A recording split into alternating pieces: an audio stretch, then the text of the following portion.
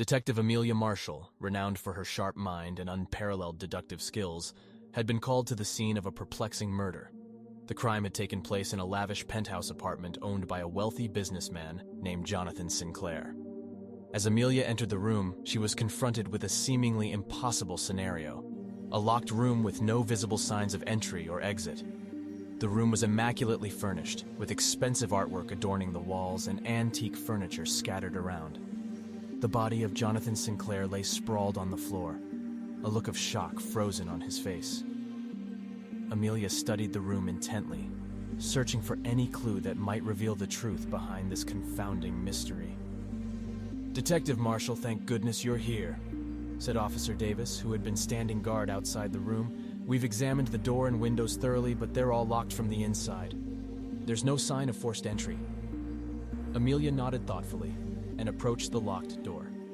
She inspected the keyhole and the hinges, but found nothing out of the ordinary. As she turned her attention to the windows, she noticed that they were sealed shut, with no signs of tampering. "Officer Davis, has anyone been in or out of the room since the incident occurred?" Amelia asked, her eyes never leaving the windows. "No, ma'am," Officer Davis replied. "The room was sealed immediately after we arrived. No one could have entered or left without our knowledge." Amelia took a deep breath and surveyed the room once more.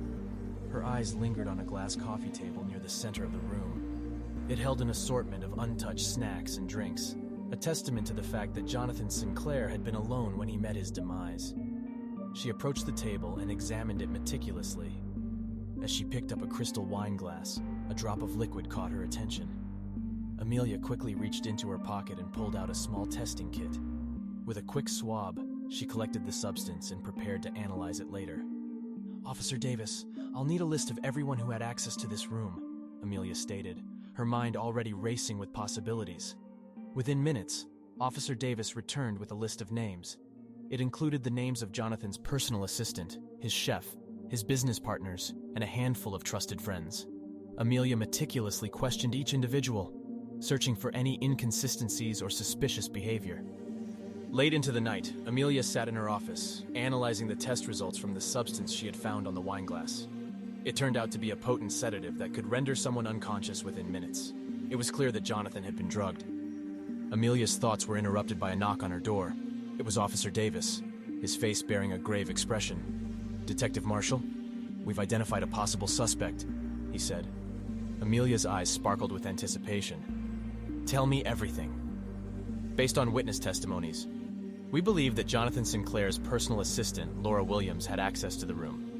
She was known to have a key and was responsible for managing the penthouse on his behalf," Officer Davis explained.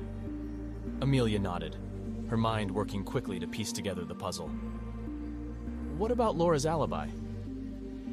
"According to her statement, she was running errands at the time of the murder," Officer Davis replied. "Errands?" Amelia repeated, her voice laced with skepticism. "That's a rather convenient alibi, don't you think?" Amelia summoned Laura Williams for questioning. With her keen observation skills, Amelia detected the slightest tremor in Laura's voice and a flicker of guilt in her eyes. "I didn't kill Jonathan," Laura exclaimed, her voice shaky. "I loved him. Why would I want him dead?" Amelia leaned forward, her gaze unwavering. "Laura, I believe you did not physically enter this room. However, your knowledge of it allowed you to plan the perfect crime, a locked room murder." Laura's eyes widened with realization. "I don't understand." "The sedative found on the wine glass gave me the key to this mystery," Amelia explained. "You knew Jonathan's routine. You knew he would have his evening drink, and you took advantage of that. You drugged him, rendering him unconscious, and placed him in this locked room." "But how did I escape without leaving any trace?" Laura asked, her voice barely a whisper. Amelia smiled, triumph evident in her eyes. "The answer lies in the ventilation system.